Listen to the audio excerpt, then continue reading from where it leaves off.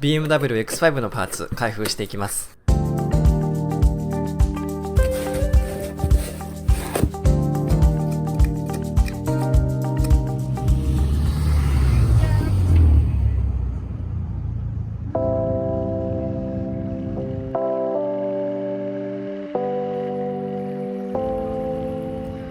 皆様いかがお過ごしでしょうか。こんにちは、オートウエストエンドです。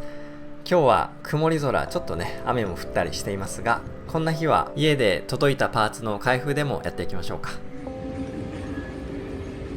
と言いながら外をね歩いていますが、その前に少しだけ、先日モールに行ってきました。そうしましたらある1台の車に出会いました。こちらポールスター2ということで、これ実はねボルボのサブブランドでもね、言われないとわからないですよね。コンセプトカーを見たことがある方はご存知かなと思いますが、両開きで開くドア。そしてこのヘッドライトもボルボ感出てますね。はい。2世代目になって、全電気になったということで、1台目は確かハイブリッドだったと思います。初めてね、僕は間近で見ました。テスラの後を追っている感じでしょうか。ここバンクーバーではとてもテスラが多いんですが、このポールスター1回だけ見かけたことがあります。おそらくポールスター1の方だと思うんですけどね、クーペスタイルの。はい、かっこいいです。欧州感が出てます。電気自動車は欧州のデザインが合うんでしょうかね。はい。ちなみにテスラのディーラーもこのモールに入ってました。 X5 も全電動化になる日が来るんでしょうか。プラグインハイブリッドモデルでもうすでにね充電して乗られている方もいらっしゃると思います。それでは開封していきましょう。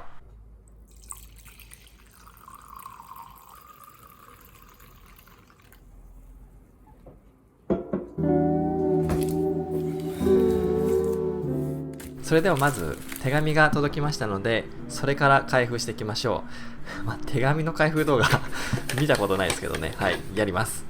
車の保険会社から177ドル、だいたい1万5000円ぐらいの小切手が届きました。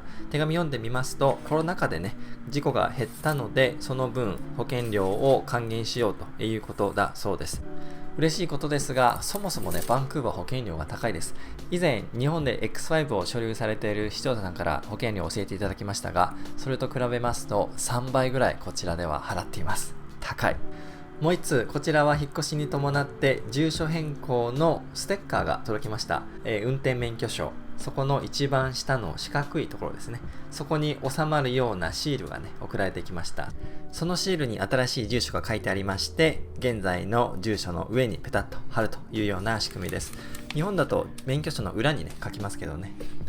はい、それではパーツ開けていきましょう。奇遇ですね。ボルボの箱に入って届きました。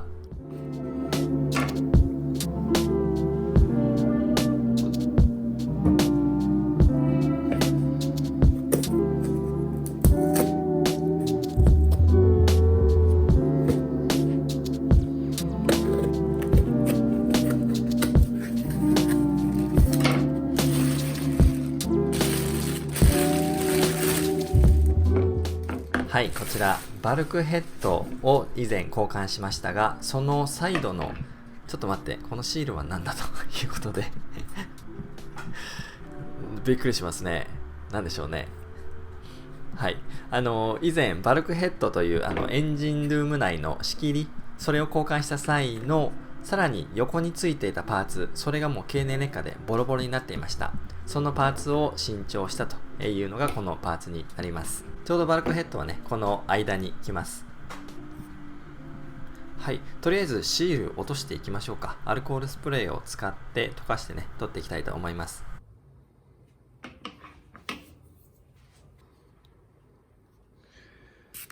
そして文字が浮かび上がってきました。 RH とライトハンドルとかそういった頭文字だと思うんですが、僕の X5 は北米で購入しましたので左ハンドルなんですよね。なので右ハンドル車用だったらちょっとまずいなと思いながらパーツナンバーを見てみましたが、パーツナンバーはね合ってるんですよね。ちょっと謎ですが、ただね右側ということを言っているだけだといいんですかね。はい。そしてもう一方は LH とありましたので、左側という意味なんでしょうか。大丈夫そうですね。はい。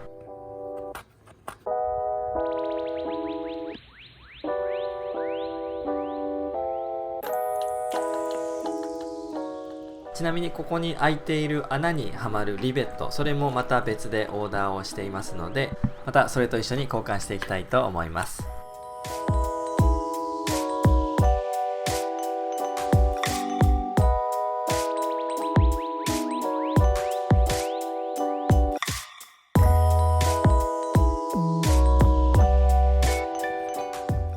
はい、続いて今日の目玉、一番大きな箱です。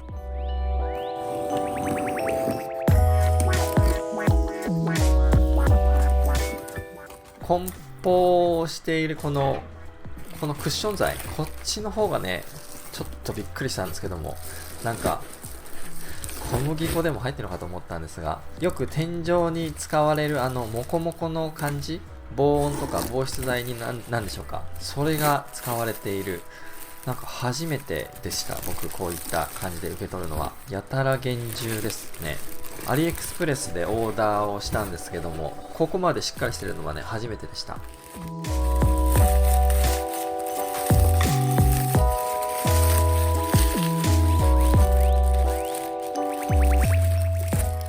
ょっとねこの間から見えています。発泡スチロールのような、ね、材質の、緩衝材です。そしてこちらがブロワーモーター。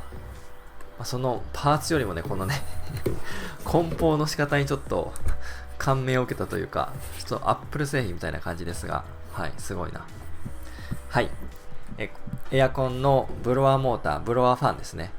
とてつもなく重い。BMW のブロワーファン、とても重いです。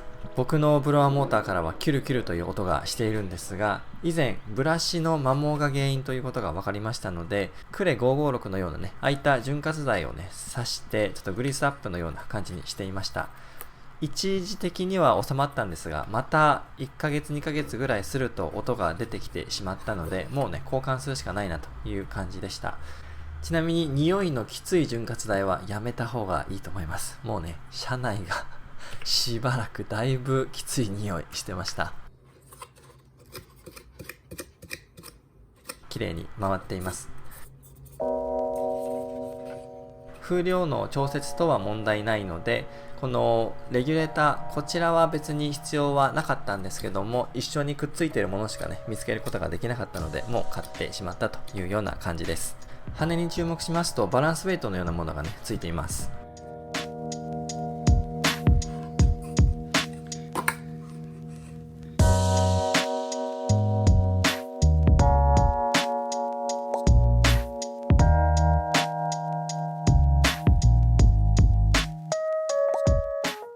アンモナイトのような、ホルンのような、楽器のような、ホラ貝のような、吹いてますが、そんな形をしています。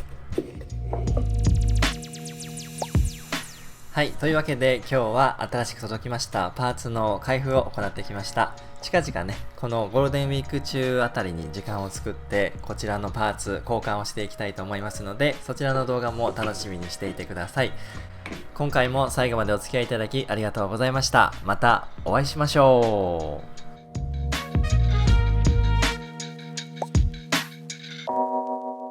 ちなみにバンクーバーのレストラン、現在コロナ禍で屋外の席でしか食べることができません。本当に久しぶりに外に食べに行きましたが、これ何だと思います？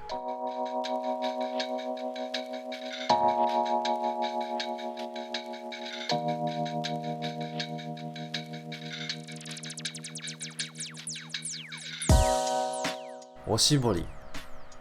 おしゃれすぎる。それでは。